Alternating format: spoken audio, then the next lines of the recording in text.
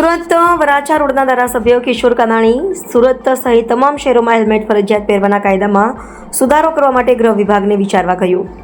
તેમના માટે ગાંધીનગર ખાતે પ્રેસ કોન્ફરન્સ પણ કરી હતી. તેમણે જણાવ્યું હતું કે હેલ્મેટનો કાયદો શહેરી વિસ્તારોમાં લોકોને મુશ્કેલીઓ ઊભી કરી રહ્યો છે અને તેમાં સુધારો થવો જોઈએ. આ ઉપરાંત તેમણે આ કાયદાને ફરજિયાત કરવાની માંગ કરી હતી. હેલ્મેટ કાયદામાં મુશ્કેલીઓ ટ્રાફિક અને પાર્કિંગની સમસ્યા. શહેરોમાં ટ્રાફિક અને પાર્કિંગની સમસ્યાને કારણે હેલ્મેટ ઉતારવા અને પહેરવામાં લોકોને મુશ્કેલીઓ પડે છે.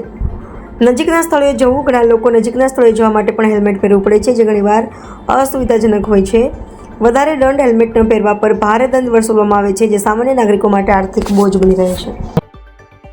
હેલ્મેટ ફરજિયાત બાબતે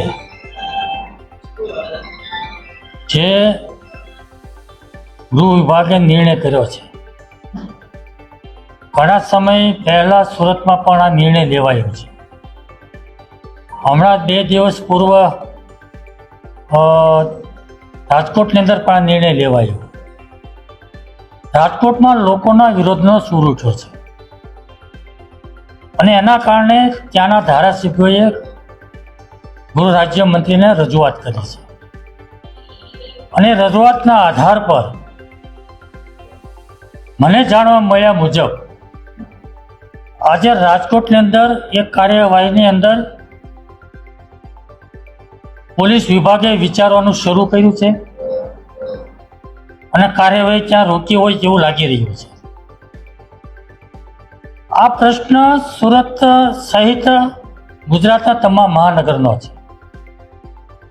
હેલ્મેટ ફરજિયાત પહેરવા માટે જે કાયદો છે એમાં લોકોને અનેક પ્રકારની મુશ્કેલીઓ પડે છે, અનેક પ્રકારની તકલીફો છે અને એના કારણે લોકો એનો વિરોધ કરી રહ્યા છે.